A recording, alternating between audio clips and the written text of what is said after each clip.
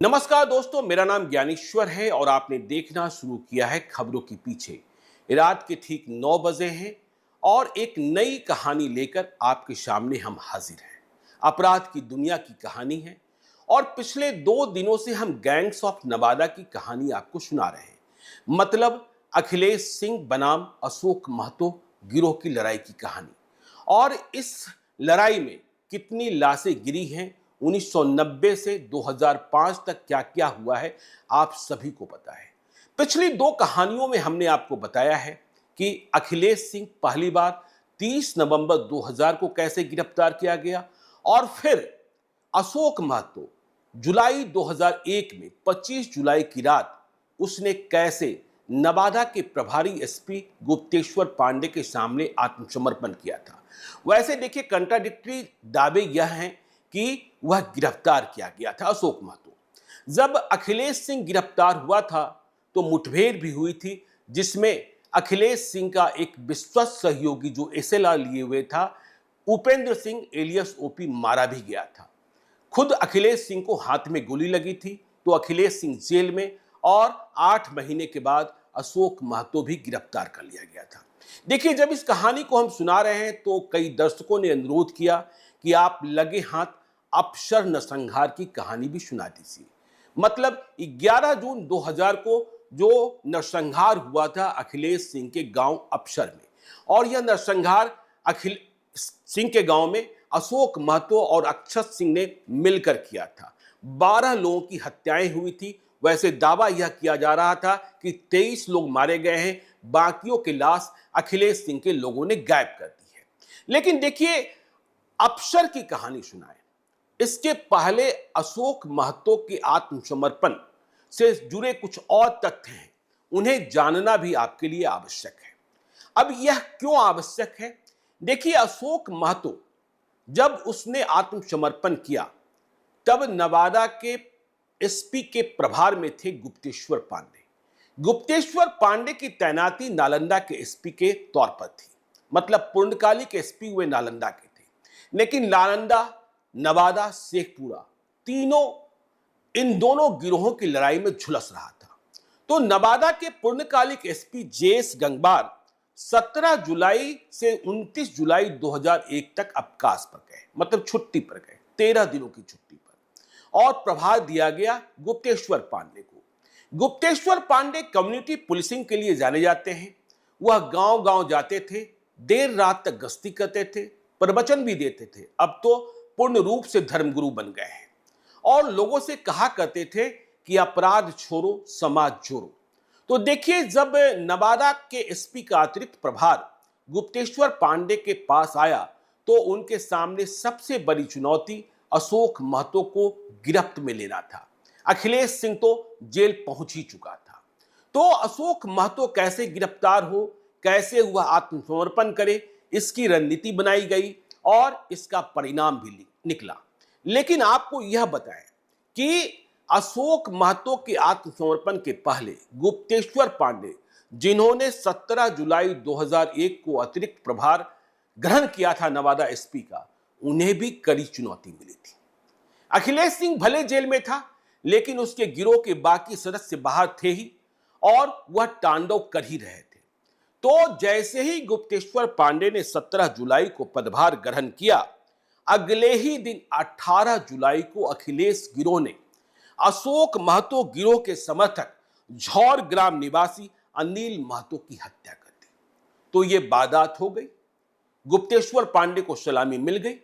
गुप्तेश्वर पांडे ने भी मान लिया कि अब इस हत्या का बदला भी अशोक महतो गिरोह के द्वारा लिया जाएगा, और लिया भी गया। देखिए, ठीक 4 दिन पहले 18 जुलाई को अनिल महतो की हत्या हुई। अब 22 जुलाई को नवादा के ही सिमरी बिघा निवासी मछली कारोबारी मदन किशोर सिंह की हत्या कर दी गई। मदन किशोर सिंह अखिलेश सिंह के समर्थक बताए जाते थे। तो बराबरी से हिंसा हुई, लेकिन गुप्तेश्वर पांडे जो अशोक महतो को गिरफ्त में लेने की कोशिश कर रहे थे, वे चुप नहीं बैठे थे। उन्हें इस बात का अंदेशा था कि यदि नियंत्रण नहीं पाया गया तो यह आग और भी भड़केगी। तो वह कम्युनिटी पुलिसिंग कर रहे थे और इसका असर यह निकला कि अशोक महतो ने अपने भांजे पिंटू महतो के साथ 25 जुलाई 2001 को आत्मसमर्पण कर दिया। आत्मसमर्पण उसने लहेरी के थाना प्रभारी रवि ज्योति के माध्यम से किया था। लेकिन जब अशोक महतो ने आत्मसमर्पण किया और उसने कबूलनामा किया तो देखिए उसने कई बातें स्पष्ट तौर पर कही। उसने कहा कि जातीय हिंसा है, कास्ट वायलेंस है, हमारे साथ कुर्मी है, अखिलेश सिंह के साथ भूमियार है। अब इसमें यादव का भी तड़का लग गया था, क्योंकि अशोक यादव के साथ राजवल्लभ यादव हो गए थे, जो 2000 में नवादा से फिर से चुनाव जीते थे। 1995 में राजवल्लभ यादव को लालू यादव ने टिकट देने की कोशिश की थी, लेकिन बवाल हो गया था, उन्हें टिकट नहीं मिल पाया था। 1995 में राजवल्लभ यादव निर्दलीय चुनाव लड़े थे, लेकिन लालू यादव ने एक गैर राजनीतिक व्यक्ति को जनता दल का टिकट देकर राजवल्लभ यादव का परोक्ष समर्थन ही कर दिया था। तो देखिए अशोक महतो ने सरेंडर किया, लेकिन उसने कहा गुप्तेश्वर पांडे से, क्या कहा, इस बात को भी ध्यान में रखिएगा कि अशोक महतो और पिंटू महतो दोनों ने सरेंडर कर दिया, लेकिन गिरोह के पास जो हथियारों का जखीरा था उसमें कुछ भी बरामदगी नहीं हुई। मतलब गिरोह जो था वह हथियारों का मालिक बना रहा। अशोक महतो ने यह भी नहीं बताया कि हमारे हथियारबंद दस्ते में और कितने लोग कहां कहां रहते हैं, कहां कहां छुपे हैं। लेकिन अशोक महतो ने शर्त रखी कि देखिए एसपी साहब, गुप्तेश्वर पांडे को उसने कहा कि शांति तो तब होगी, अखिलेश सिंह भी जेल चला गया, मैं भी जेल जा रहा हूं, लेकिन अखिलेश सिंह गिरोह के जो कुछ शूटर हैं, यदि उन्हें गिरफ्तार नहीं किया गया तो शांति नहीं होगी। तो बारसलीगंज थाने में जहां आत्मसमर्पण हुआ था, वहां अशोक महतो ने कहा कि अखिलेश सिंह गिरोह के जो शूटर हैं, जो फरार हैं, चुनमुन सिंह, श्रवण सिंह, पंकज सिंह, कुमुद सिंह, सुभाष सिंह, मनोज सिंह और पवन सिंह को भी अरेस्ट कीजिए। तो यह बड़ी मांग अशोक महतो ने रखी। देखिए अशोक महतो कितना खतरनाक, यह तो अफसर नरसंहार में सामने आ ही चुका था, लेकिन इसके अलावा भी उसने कई ऐसी वारदातों को अंजाम दिया था जिसे सोचकर और सुनकर भी नवादा के लोग दहल जाते थे। जैसे आप याद कीजिए कि नवादा शेखपुरा काशीचक थाना क्षेत्र के विश्वनाथपुर ग्राम के समीप इसने ट्रेन से खींचकर कोच गांव के अरुण सिंह और निखिलेश सिंह की हत्या कर दी थी। खैर, तो गुप्तेश्वर पांडे से कहा गया कि अखिलेश गिरोह के इन शूटरों को गिरफ्तार किया जाए। देखिए 26 जुलाई को प्रेस कॉन्फ्रेंस हुई। अब गुप्तेश्वर पांडे के पास सिर्फ 3 दिन बचे थे, 27, 28, 29 जुलाई और 30 जुलाई को जेएस गंगवार को फिर से नवादा वापस आकर एसपी का प्रभार ग्रहण करना था। तो गुप्तेश्वर पांडे बैठे नहीं, गुप्तेश्वर पांडे प्रवचन करते रहे, लोगों को समझाते रहे, लोगों को बुझाते रहे, और इसका असर यह हुआ कि गुप्तेश्वर पांडे के प्रभार के अंतिम दिन 29 जुलाई 2001 को देखिए एक बड़ी सभा का आयोजन किया गया, प्रवचन कार्यक्रम भी कह सकते हैं। और इस सभा का आयोजन किया गया था बारसलीगंज में, जो जिला परिषद का डाकबंगला मैदान है, वहां कोई 10,000 लोग इकट्ठा थे। गुप्तेश्वर पांडे बोल रहे थे, तभी अखिलेश सिंह गिरोह के 2 शूटर पंकज सिंह और टुन्नी सिंह, दोनों कोचगांव के निवासी, सामने आए और आत्मसमर्पण कर दिया। तालियां बजने लगी, गुप्तेश्वर पांडे हीरो बन गए। और देखिए मैं लाल डायरी के पन्नों में जाता हूं, तब मुझे यह स्मृत होता है कि जो सभा हो रही थी, जो प्रवचन का कार्यक्रम चल रहा था, वहां इस कार्यक्रम की अध्यक्षता नालंदा के राजगीर के एसडीपीओ शिवनंदन झा कर रहे थे। और इस कार्यक्रम में डीएम शिवनंदन राम भी मौजूद थे। शिवनंदन राम ने कहा, जब इन दोनों ने आत्मसमर्पण कर दिया, पंकज सिंह और टुन्नी सिंह ने, अखिलेश सिंह के आदमी ने, कि देखिए मैं बिहार के मुख्यमंत्री, देखिए राबड़ी देवी मुख्यमंत्री थी, लेकिन सत्ता तो लालू यादव की ही थी, मैं सरकार से कहूंगा कि अगले 6 महीने तक गुप्तेश्वर पांडे को नवादा एसपी के प्रभार के रूप में रहने दिया जाए। और नारा भी लगने लगा 13 दिन बनाम 13 साल। क्योंकि पहले किस तरीके से लाशें गिर रही थी, ये सारी कहानियां तो देखिए अशोक महतो के आत्मसमर्पण और गुप्तेश्वर पांडे के प्रभार के दिनों में हुए ऑपरेशन की है। देखिए हमारे दर्शकों ने जो कहा कि आप अफसर नरसंहार की कहानी भी सुनाइए। देखिए अफसर नरसंहार की पूरी कहानी आपको सुनाएंगे, मैं वहां गया भी था। लेकिन पहले यह जानना आवश्यक है कि अफसर नरसंहार की पृष्ठभूमि कैसे बनी। क्या हुआ कि अशोक महतो अखिलेश सिंह के गांव में घुस गया। तब अखिलेश सिंह गिरफ्तार नहीं हुआ था। 11 जून 2000 की बात है, गिरफ्तारी तो नवंबर 2000 में हुई थी। और इस नरसंहार के पहले अरुणा देवी अखिलेश सिंह की पत्नी बारसलीगंज से चुनाव जीत चुकी थी और इस जीत से अशोक महतो तिलमिलाया हुआ था। एक तो अरुणा देवी की जीत, दूसरा यह कि अशोक महतो के मेंटर रहे केदार महतो जो कम्युनिस्ट पार्टी से चुनाव लड़ रहे थे बारसलीगंज से, वे तीसरे स्थान पर चले गए थे। लेकिन अशोक महतो के लिए सुकून की बात यह थी कि राजबल्लभ यादव नवादा से चुनाव जीत चुके थे और इस बार वे राष्ट्रीय जनता दल के विधायक बने थे, बिहार सरकार में मंत्री भी बन गए थे। और राजबल्लभ यादव को नवादा का मुख्यमंत्री कहा जाने लगा था।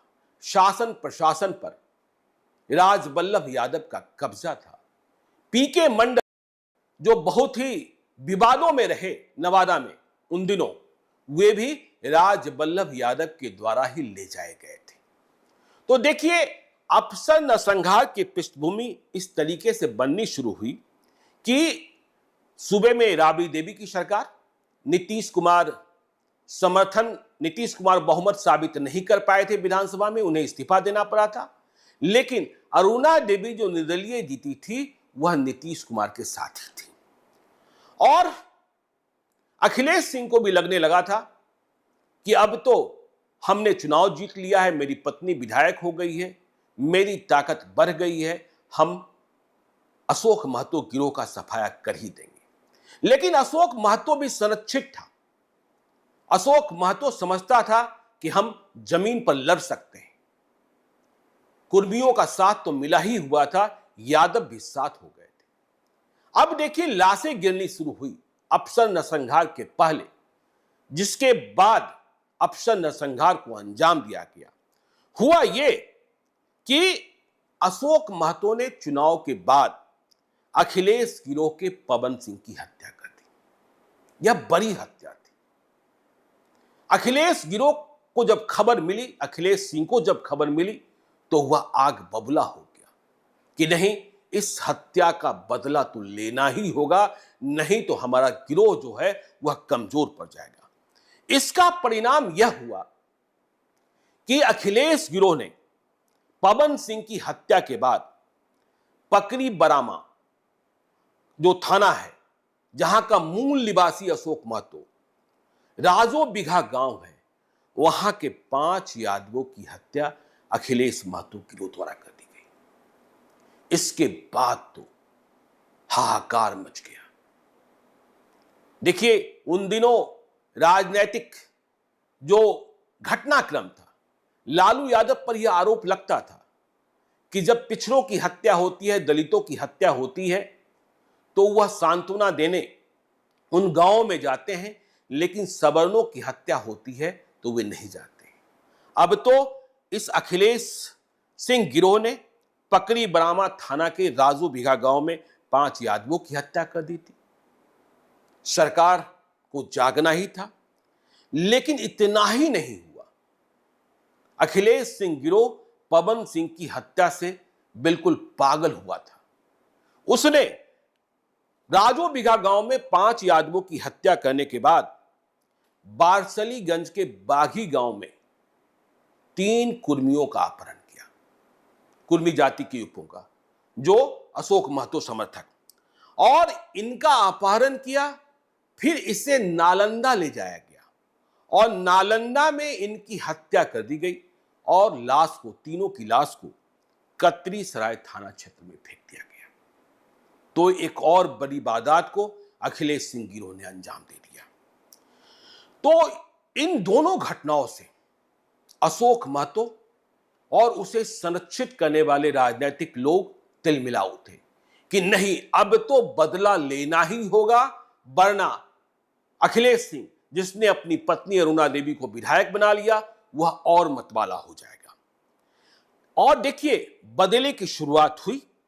बदले की शुरुआत इस तरीके से हुई कि अशोक महतो गिरोह ने नवादा रेलवे स्टेशन के आउटर सिग्नल पर भूमिहार जाति के 2 युवकों की हत्या कर दी। देखिए, जातियां पूछकर, जातियों से पहचान कर हत्याएं की जा रही थी। अधिकांश निर्दोष लोग मारे जा रहे थे, जिनका वास्ता न तो अशोक महतो गिरोह से था, न अखिलेश सिंह गिरोह से था।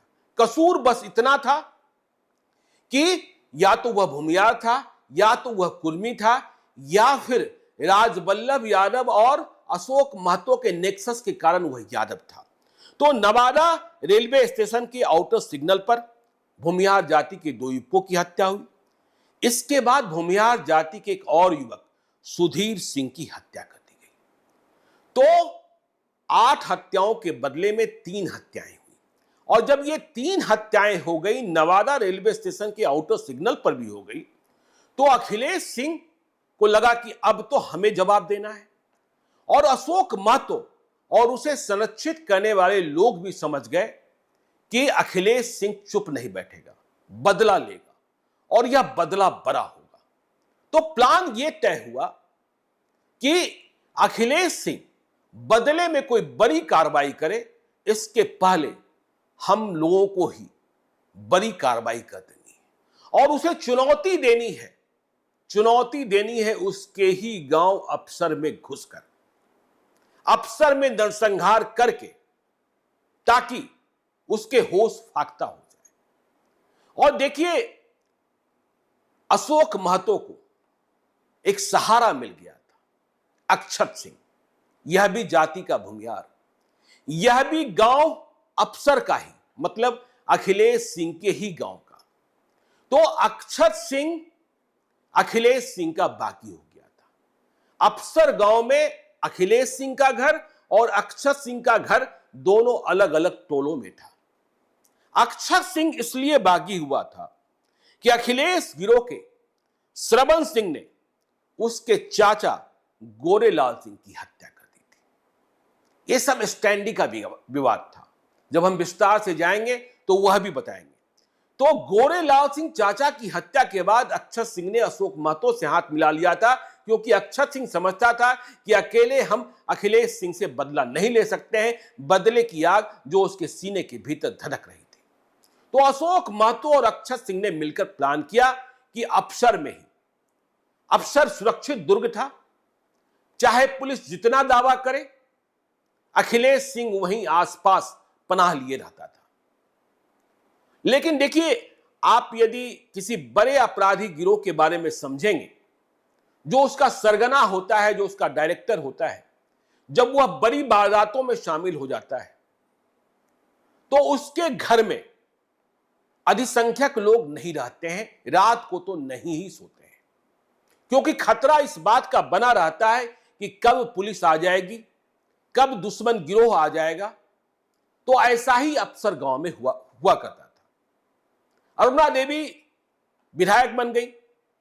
अखिलेश सिंह को इस बात की उम्मीद ही नहीं थी कि कोई गांव में घुस आएगा, इतना दुस्साहस कैसे। लेकिन 11 जून की रात, 11 जून 2000 की रात, इसके पहले पूरा प्लान किया गया। देखिए, पुलिस रोज अफसर गांव में जा रही थी और पुलिस ने वहां समझ लिया था, जो आरोप ग्रामीण कर रहे थे अफसर नरसंहार के बाद, कि 11 जून को नरसंहार के पहले भी पुलिस आई थी। पीके मंडल विवादों में थे, आरोपों के घेरे में थे। हालांकि देखिए, जब अशोक महतो ने आत्मसमर्पण किया था 25 जुलाई 2001 की रात को, तो उसने कहा था कि पीके मंडल आरक्षी मुकेश कुमार और मंत्री राजबल्लभ यादव से मेरा कोई नाता नहीं है। लेकिन अफसर गांव में अशोक महतो ने, अक्षत सिंह ने रेड करने के लिए, यह पुलिस की रेड नहीं थी, यह अपराधियों की रेड थी, लेकिन तय यह किया गया कि पुलिस की वर्दी में चलेंगे। अब देखिए, यह बिहार पुलिस की बदकिस्मती है। बिहार पुलिस का स्टैंडर्ड क्या है? बिहार पुलिस की तरह यदि अपराधी भी वर्दी पहन लेते हैं तो वे पुलिस वाले ही दिखने लगते हैं। लेकिन यह फर्क आपको दिल्ली पुलिस और हरियाणा पुलिस और पंजाब पुलिस में नहीं दिखाई पड़ेगा। यहां तो कुछ भी हो जाता है बिहार में। तो पुलिस की वर्दी खरीदी गई और पूरी तैयारी के साथ 11 जून 2000 की रात को अफसर गांव पर चढ़ाई कर दी गई। इसके बाद जो हुआ वह तो पूछिए मत। लेकिन क्या हुआ, कैसे हुआ, यह आपको हम बताएंगे अगले एपिसोड में, मतलब कल रात ठीक 9 बजे 6 अगस्त को, क्योंकि 12 जून 2001 की सुबह पटना से चलकर मैं नवादा के अफसर गांव में था और वहां लाशें ही लाशें बिछी हुई थी। पुलिस वालों का हाल जो था वह तो पूछिए मत। सरकार भी सदमे में थी, लेकिन राजनीति कुछ और हो रही थी। तो क्या सब हो रहा था यह आपको बताएंगे कल रात को 9 बजे। इंतजार कीजिएगा खबरों के पीछे के नए वाले एपिसोड को और देखते रहिए हमारे YouTube चैनल को। यदि अब तक आपने सब्सक्राइब नहीं किया है तो जरूर कर लीजिएगा, और यदि इस वीडियो को आप फेसबुक पेज के माध्यम से देख रहे हैं तो पेज को लाइक कीजिएगा, ट्विटर पर भी हमें फॉलो कीजिए। धन्यवाद।